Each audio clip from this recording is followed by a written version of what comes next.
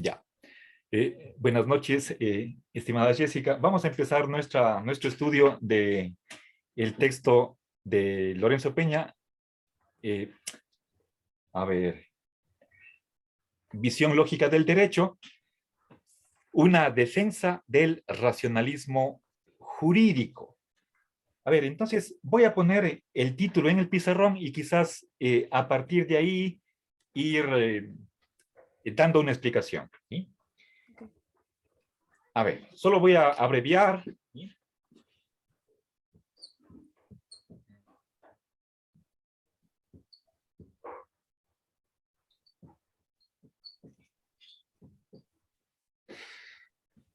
A ver, Jessica, usted está acostumbrada a mis abreviaciones o los símbolos. Con todo, voy a subir a la virtual una lista para que tenga a la mano en caso de que no esté comprendida alguna abreviación, alguna palabra, por favor, con toda confianza, me dice y yo inmediatamente aclaro. Ya. Verá, entonces, este texto fue publicado en el año 2017, en noviembre, ¿sí? A ver, ya me voy a comprar un marcador rojo mejor. A ver, aquí.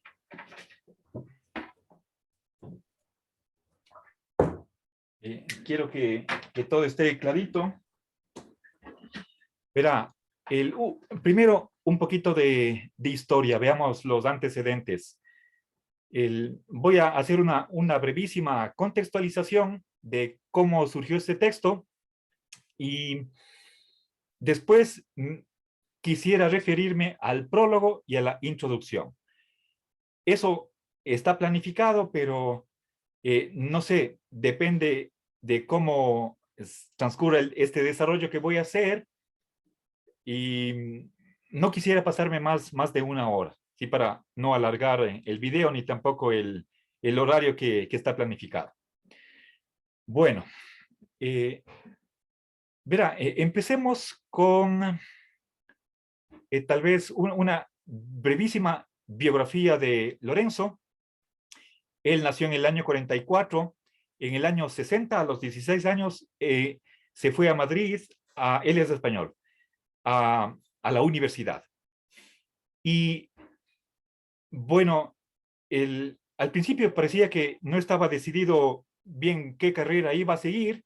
Él estaba dudando entre, si no estoy mal, entre filología clásica, era latín y griego, o filosofía. Decidió finalmente por filosofía y 2 años más tarde, en el 62, empieza a estudiar el marxismo, hasta que, bueno, fue tanto su compromiso con esta ideología, y recuerde que en ese tiempo estaba el Franco en el poder, una dictadura fascista, y que decide ingresar al Partido Comunista. Suspendió sus estudios de filosofía hasta el año 72. O, a ver, debe ser el año 72. Bueno, entonces ahí hay más o menos unos 8 años de militancia. Estuvo buscado por la policía, tenía orden de arresto y obviamente para salvar su vida huyó del país. Salió a Francia, a Suiza. Eh, Tenía compañeros del partido que fueron asesinados, otros encarcelados. Entonces, creo que esos 8 años o un poquito más de militancia marxista fueron decisivos para su tendencia de lucha anticapitalista a favor de un comunismo.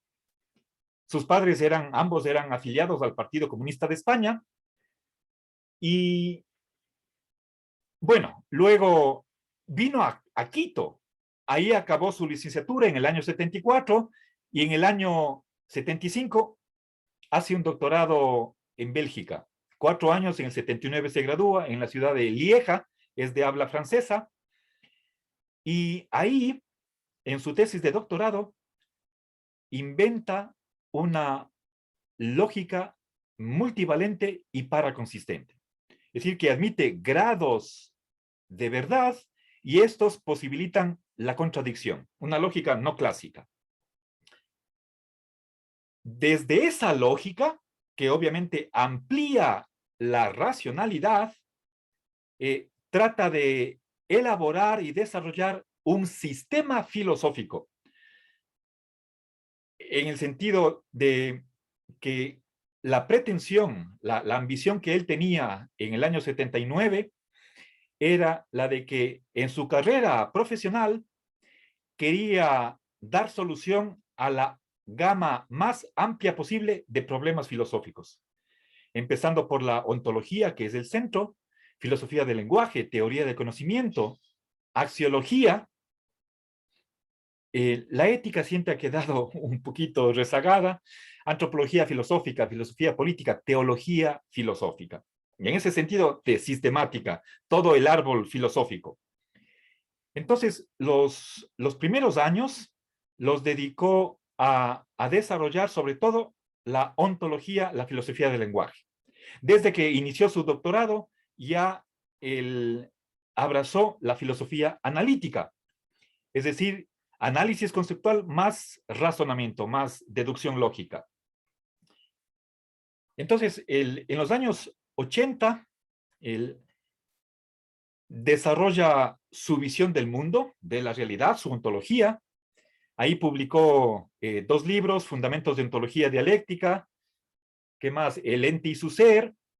Bueno, esos 2 libros ya estaban escritos en Quito, pero se publicaron años después, ambos en España. Y en el año 92, si no estoy mal, publica su, creo que ya en ese tiempo era su 6º libro, 2 de lógica, 2 de metafísica, 1 de teología natural, que era el primero, y como 6º libro, hallazgos filosóficos, donde propone su sistema filosófico. Eso en el año 92, publicado por la Universidad de Salamanca. Y desde a mediados de los 90, tenía esa preocupación de que no había desarrollado mucho la ética. Él al comienzo era agnóstico con respecto a que la ética brinde conocimiento o que sea una ciencia.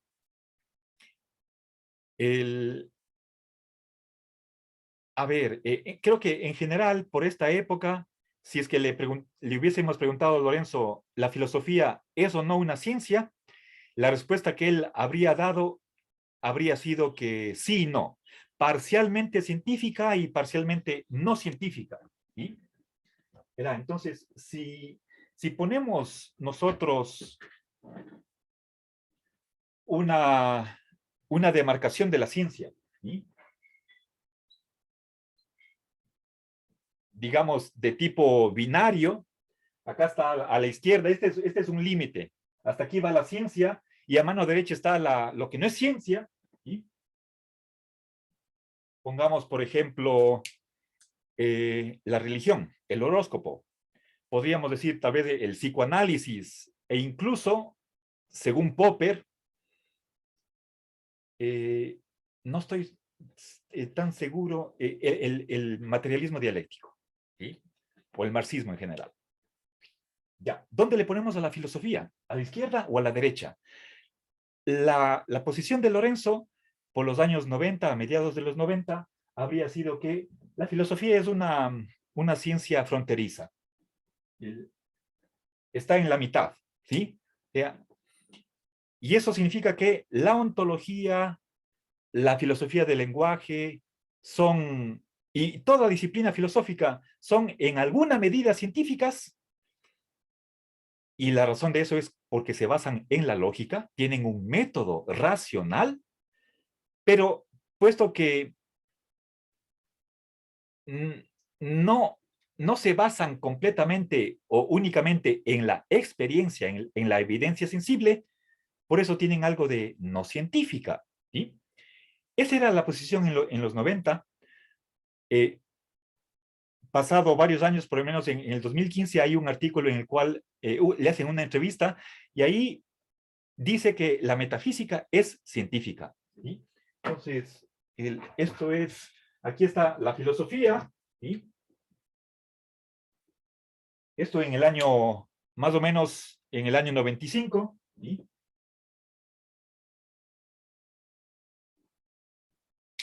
Mientras que en el 2015,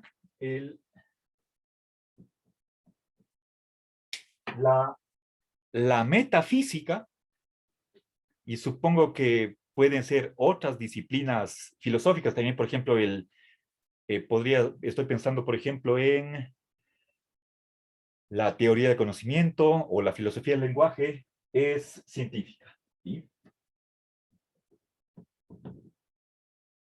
¿Por qué? Sobre todo, bueno, en metafísica es lo mismo que la ontología, porque las leyes ontológicas, como por ejemplo tercio excluso, no contradicción, principios de identidad, se pueden expresar lógicamente y se pueden probar por un sistema axiomático. ¿Sí?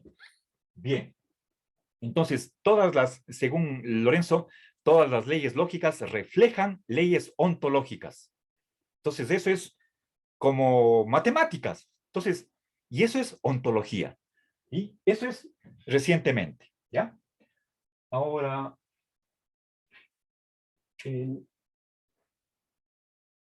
entonces, la razón de que la metafísica sea científica es porque es una lógica. ¿Sí? Entonces, la lógica, y desde el año 79 que se graduó de doctor en filosofía, la lógica ha sido la base de su filosofía, ¿ya? Y por lo tanto, pretende que por tener una base lógica, esos estudios filosóficos son científicos. Obviamente esto no tiene nada que ver con su periodo marxista, y ellos creen que su visión de la realidad, de la historia, de la sociedad, es científico, a diferencia de los comunistas utópicos. No, no. Creo que, si no estoy equivocado, la raíz de esta pretensión de que la metafísica es científica, creo que no tiene influencia marxista. Más bien es simplemente por ser un lógico, nada más. ¿Sí? Bueno, esto es mi opinión personal, esto estoy especulando, no he leído en ninguna parte de las obras de Lorenzo. Bueno, entonces, a mediados de los 90, volvamos acá a esta fecha, Lorenzo, o bueno, a inicios de los 90, quizás desde que terminó su tesis doctoral, tuvo esa inquietud de que lo normativo sea incorporado dentro de su sistema filosófico. ¿Sí? Ahora, verán, le voy a decir qué entiende Lorenzo por una norma. ¿Sí? Verá, bueno, una norma es una regla que va a regir la conducta. Puede ser conducta entre personas en la vida privada o entre los miembros de una sociedad. Entonces, esas normas se pueden subdividir en dos grandes grupos: los que pertenecen a la ética, las que pertenecen a la ética y las que van al derecho. ¿Sí? Ambas son normas. Y hay básicamente tres tipos de normas. Por una parte, las obligaciones. ¿Sí? Obligación o deber es lo mismo. Y aquí simplemente abrevio con la O, una obligación. Las prohibiciones. ¿Sí?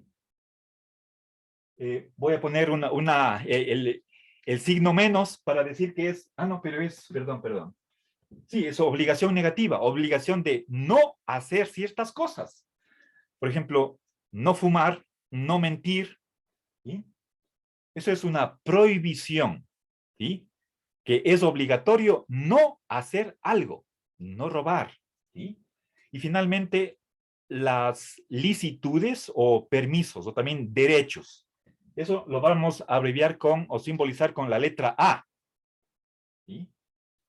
A propósito, la O y la A, ambos símbolos están tomados del libro. ¿Sí? Yo le voy a pasar, o bueno, voy a actualizar un índice de conceptos de visión lógica del derecho, voy a subirle a ley virtual y ahí al comienzo voy a ponerle una listita de símbolos lógicos.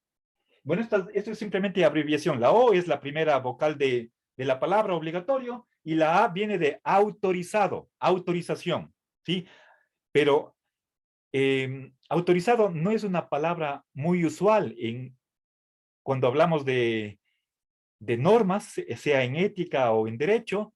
La palabra que se suele utilizar por costumbre o por convención es la licitud, con L, licitud o permisión. ¿Sí? Pero aquí le he dado 4 palabras que son lo mismo. ¿Sí? Autorizado, lícito, derecho o permisión. Da igual. Es exactamente lo mismo, no hay ninguna diferencia. Y a esas 4 palabras las vamos a abreviar con la A. ¿Sí? Bien, entonces tenemos estos 3 tipos de normas. Todo contenido de la ley, cuando nos imponen ciertas reglas, entonces las podemos clasificar en uno de estos 3 grupos. ¿Sí? Obligación, un deber positivo, deber negativo, esa es la prohibición, y una licitud, un permiso o derecho. Bien, esto tanto en el campo jurídico cuanto en el campo ético. Bien, ahora, verá, la primera lógica que se ocupaba de las normas, lógica deóntica, creo que se inventó en los años 50.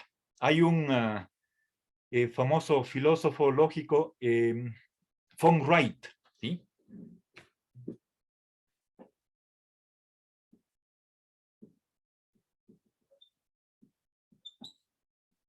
¿Sí? Él fue el primero en crear una lógica que se ocupe de las normas. ¿Sí? Eh, yo no he leído a este autor, pero supongo que su lógica más estaba pensada para aplicarse a la ética. ¿Sí? Pero obviamente le digo que estos 3 calificativos se aplican igualmente tanto en la ética como en el derecho. ¿Sí? Ahora, verá, cuando hablamos de derecho, esta palabra es ambigua. Por una parte, puede significar, y ese del, eh, cuando hablamos en singular de derecho, y de ser posible, lastimosamente en el texto, cuando nos referimos a un sistema de normas, la palabra derecho está con minúscula, a pesar de que Lorenzo en su manuscrito, en su, el, el escrito que dio a la imprenta estaba con mayúscula, pero en la imprenta, en el editorial que le publicó, cambiaron la mayúscula por minúscula, ¿sí? Entonces, el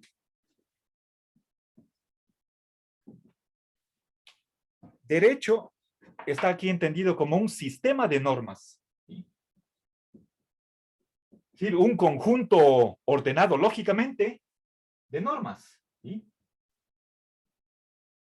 Bien, obviamente esta es la concepción que maneja Lorenzo de lo que es el derecho.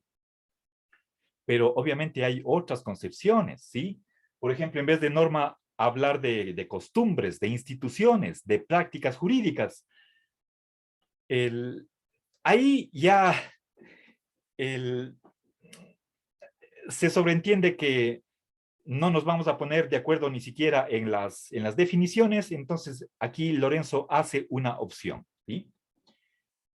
Bien, ahora, entonces, estas normas están regulando la convivencia, ¿sí?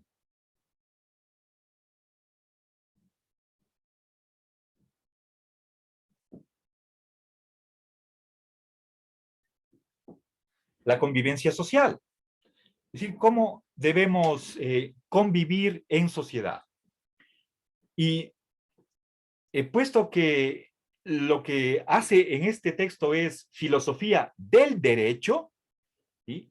Él no está pensando en, de un modo estrecho, como si fuera solamente para nuestro mundo, o peor, solamente para España, sino en el sentido más amplio posible, un derecho que sirva para todo mundo posible. No solamente para el mundo humano, sino para cualquier conjunto de seres, cada uno de los cuales tenga inteligencia o voluntad. Y eso es una persona. Inteligencia es como razón, una capacidad de conocer leyes, leyes generales, universales, y voluntad, esa capacidad de movernos que pueda basarse en un conocimiento, ¿sí? O para todavía hacerlo muchísimo más general, entender persona en un sentido amplio, en vez de hablar de inteligencia o voluntad, podemos hablar de seres que tengan una imagen del mundo, una visión de su entorno y que tengan apetencias o deseos, que es algo más simple que la voluntad, ¿sí? Entonces, estamos pensando en una filosofía del derecho no solamente cosmopolita, eso es simplemente a nivel planetario, estamos pensando al nivel más general posible, ¿sí? Bien, ahora, y también cuando hablamos de sociedad, eh, eso está relacionado con un país. En cada país tenemos un ordenamiento jurídico. En nuestro caso, vivimos en Ecuador y todos estamos regidos por las mismas leyes a nivel nacional. Eso es una sociedad, ¿sí? Estamos en Cuenca, eso es una parte de la sociedad. Entonces, cuando hablo de sociedad, no pensemos tanto en una ciudad, sino más bien en un país. Por más que haya diferencias, ¿sí? Pero estamos bajo una misma constitución. Eso es lo que le convierte al Ecuador en una sociedad, ¿sí? La comunidad de un ordenamiento jurídico. Y tengamos en cuenta que en esa sociedad habitan no solamente seres humanos, sino también otros animales, sobre todo a modo de mascotas. Por ejemplo, tenemos gatos, perros, gallinas, incluso conejos, ¿qué más? Patos, vacas. Eso forma parte de nuestra sociedad. Y esos animalitos también tienen sus derechos y están protegidos por la ley, ¿sí? Bien, aunque también tienen obligaciones. Ya, entonces, y bueno, le decía que esta palabra derecho es ambigua. Por una parte se refiere a este sistema de normas, al conjunto de la Constitución, las leyes orgánicas, leyes ordinarias, eh, reglamentos, códigos, ordenanzas, resoluciones. Todo eso es derecho que Lorenzo gustaría de escribirlo con mayúscula, pero creo que no está permitido por las reglas de la Real Academia. Y por otra parte, cuando hablamos de derecho en otro sentido, es más bien cuando estamos pensando en lo que mejor sería hablar en plural, derechos humanos, ¿sí?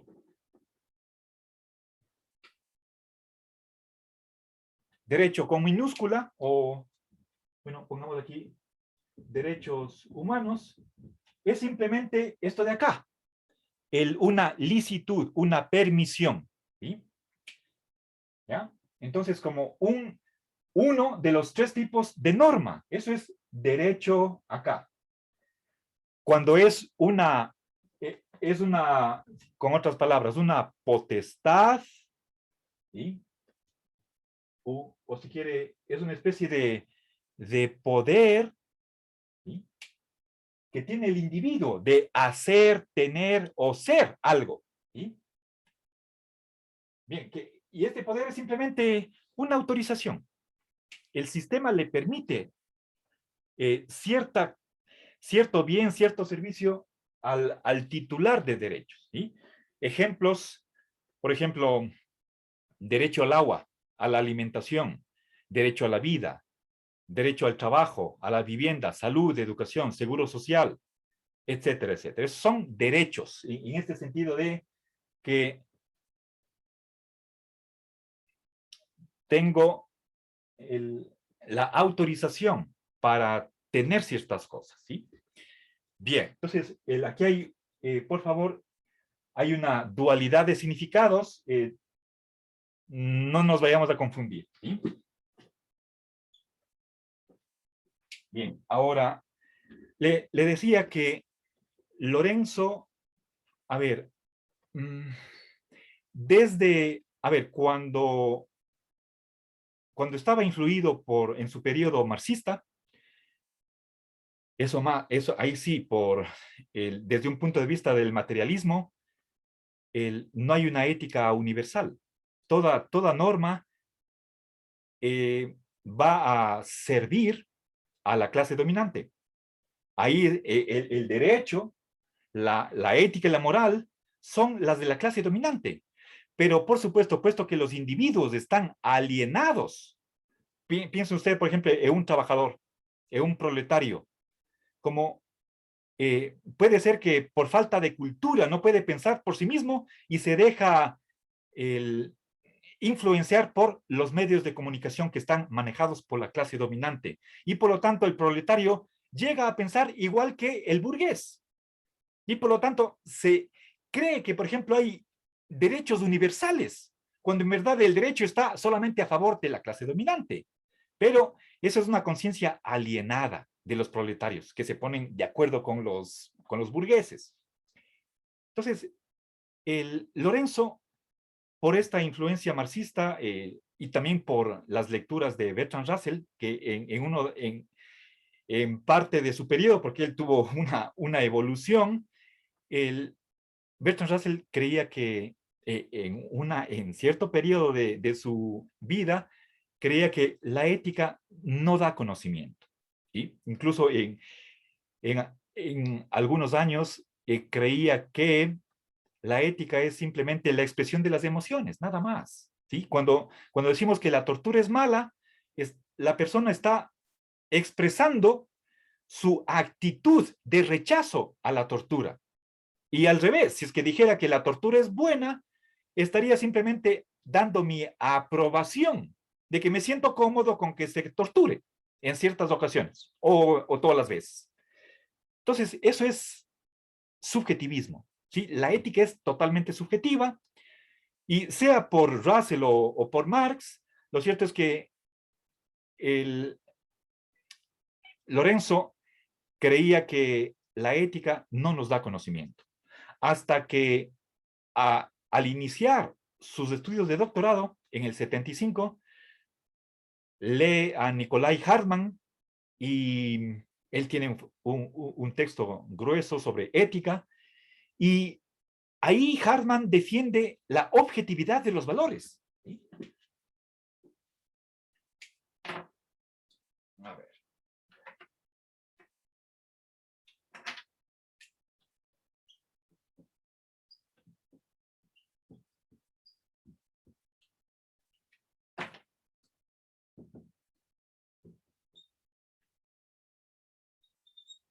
¿Sí? Verá, entonces, el marxismo y Bertrand Russell, pero solamente en una etapa de su vida, no porque él ha cambiado, creían que la ética no nos da conocimiento. ¿Sí? Luego, más o menos al inicio de su doctorado, más o menos por el 1975, con Hartmann y Nikolai Hartmann, a ver, espero que no sea con dos Ns. Entonces, aquí, Lorenzo se convence de que hay valores objetivos. Una de las tesis que mantiene Hartmann es que no hay deberes u obligaciones sin valores. Es decir, los valores independientes del sujeto son la base o el fundamento de las obligaciones. ¿Sí?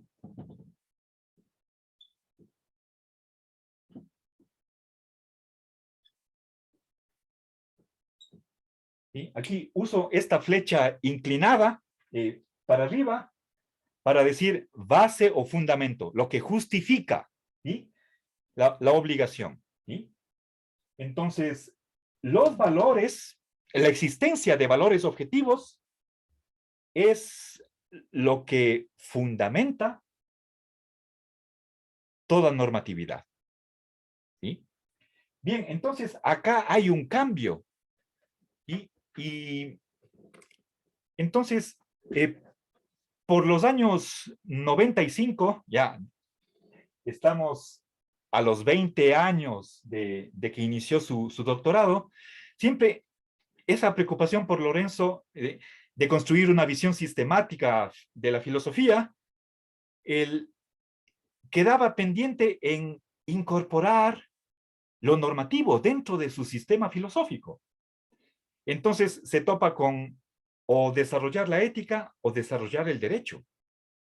Entonces, siempre creo que mantuvo algo de la sospecha, sobre todo desde el punto de vista marxista, un recelo hacia la ética, y por eso más bien se dedica al derecho. ¿Sí? El derecho como una área, un campo en el que puede haber normas objetivas. ¿Sí? Aquí cuando Hartmann hablaba, él solo desde la ética, ¿sí? Cuando Hartmann habla de que para que haya deberes, tiene que haber valores que estén debajo de esos deberes. Por ejemplo, si está prohibido matar, en general, ¿sí? A cualquier persona, eso es porque la vida es valiosa. Si es que la vida es un valor, entonces de ahí se sigue la obligación de cuidar la vida, de no matar, ¿sí?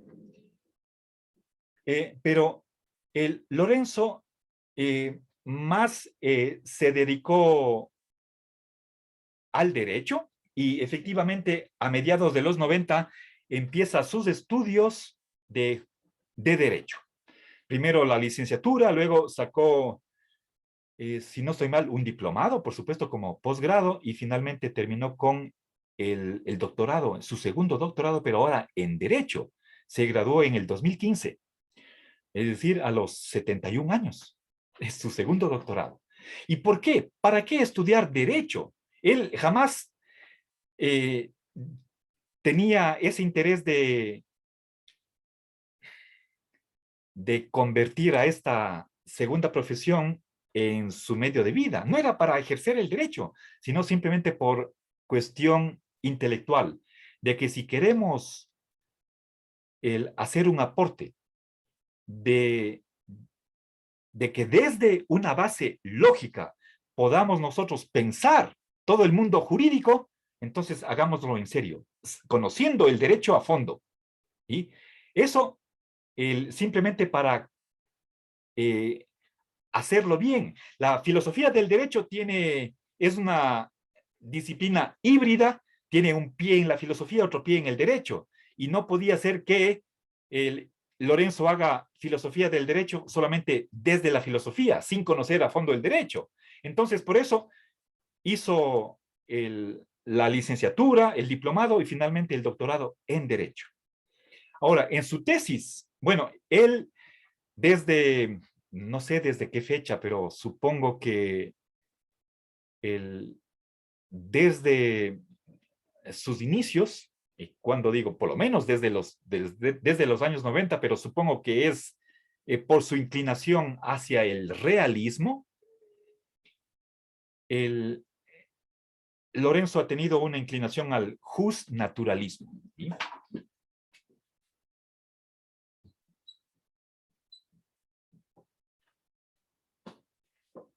Bien, el justnaturalismo, ¿qué defiende el justnaturalismo?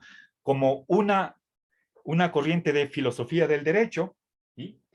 Que existe el derecho natural. ¿Sí?